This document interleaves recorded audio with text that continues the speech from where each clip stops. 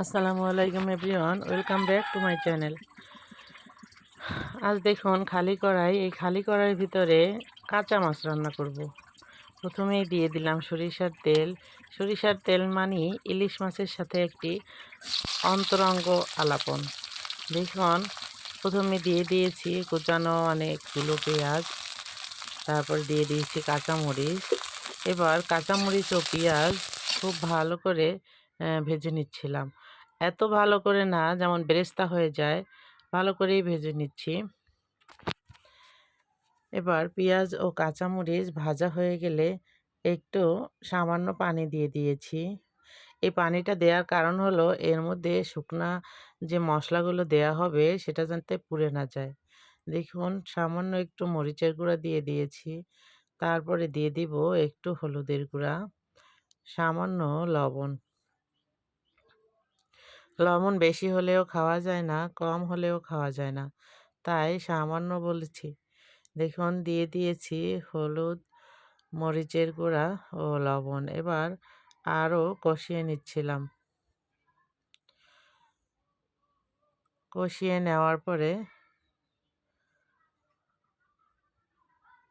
নেওয়ার পরে আবার একটু পানি দিয়ে দিব, যাতে পেঁয়াজটা ভালো করে সিদ্ধ হয়ে যায়।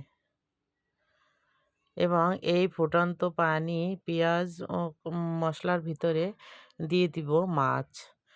তাই ভালো করে নেড়েচেড়ে কষিয়ে নিচ্ছিলাম। আমার ভিডিওটি যদি আপনাদের ভালো লেগে থাকে, লাইক, কমেন্ট, শেয়ার করে আমাকে সামনের দিকে এগিয়ে যাওয়ার জন্য একটু সুযোগ করে দিবেন। কারণ লাইক, কমেন্ট, শেয়ার করতে টাকা পয়সা কিছুই লাগে না। দেখুন এর মধ্যে দিয়ে দিলাম আমার খুব সুন্দর করে কেটে রাখা মাছগুলো। মাছগুলি আস্তই ছিল, কিন্তু আমি পিসও করে ফেলেছি। এটা আমার কাছে ভালো লাগে, তাই আমি এভাবে করেছি। যেহেতু মাঝারি সাইজের ইলিশ মাছ, ছোট ইলিশ মাছ, আম তাই আমি এরকম করে কেটে নিয়েছি। কত সুন্দর করে মাছগুলো কেটেছি, আমার খুবই ভালো লাগছে। এরকম করে মাছ কাটা হয় নোনা ইলিশগুলো যে বাজারে পাওয়া যায়, ওনারা এরকম করে কাটে। আমার খুবই ভালো লাগে। দেখুন মাছগুলি কত সুন্দরভাবে চুলায় দিয়ে দিয়েছি, কড়াইয়ে দিয়ে দিয়েছি।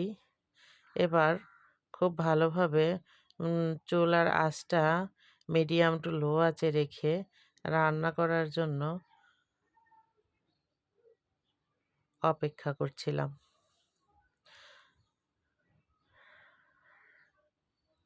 দেখুন আমি একটু নেড়েচেড়ে দিচ্ছিলাম। আমার ভয় হচ্ছিল মাছের ভিতরে মশলাটা ঢুকবে কিনা। হ্যাঁ, অবশ্যই মশলাটা ঢুকবে।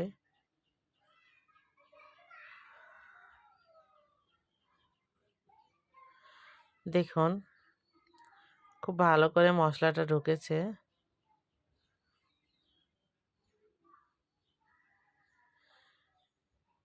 এবার সামান্য আরেকটু লবণ দিয়ে দিয়েছি, যেন মাছের ভিতরে লবণটা ঢুকে যায়। আমি শুরুতেই বলেছিলাম অল্প, অল্প করে আমি লবণ দিয়েছি। লবণ যাতে বেশি না হয়ে যায়। এবার মাছটা উল্টিয়ে দিয়েছি। এক পাশ হয়ে গেছে, এবার অন্য পাশটা হওয়ার জন্য উল্টিয়ে দিয়েছি।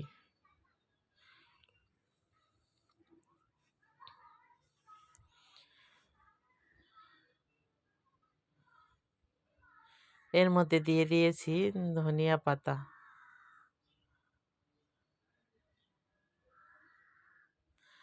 ধনিয়া পাতা দেওয়ার পরে এবার ঢেকে দিব।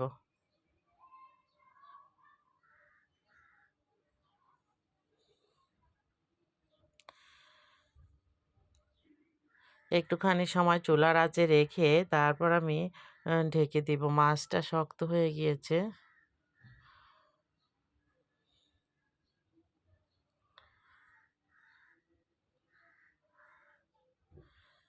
এবার আমি ঢেকে দিব ঢাকনা দিয়ে বেশ কিছুক্ষণ। ঝোলটা টেনে না যাওয়ার পর্যন্ত। ঢাকনাটা উঠিয়ে আবারও দেখছিলাম কতটুকু কি হয়েছে। এবার মাছ আবারও উল্টিয়ে দিয়েছি। আপনারা হয়তো মনে করেছেন এতবার উল্টালে মাছটা ভেঙে যাবে, না, মাছটা ভাঙেনি, আস্তই ছিল। আমি ভালো করে উঠানোর চেষ্টা করেছি।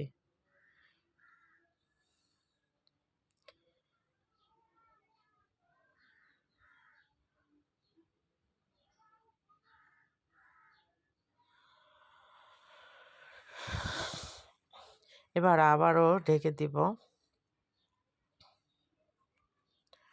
দেখুন কত সুন্দর হয়েছে।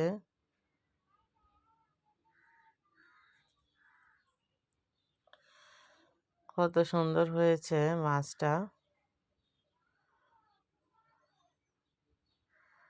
এবার ঢাকনা তুলে নেওয়ার পালা। অনেক সুন্দর হয়েছে মাছ রান্নাটা। আপনারা চাইলে এভাবে রান্না করে খেতে পারেন, সবার ভালো লাগবে। ধনিয়া পাতার ঘ্রাণটা অসাধারণ লাগে।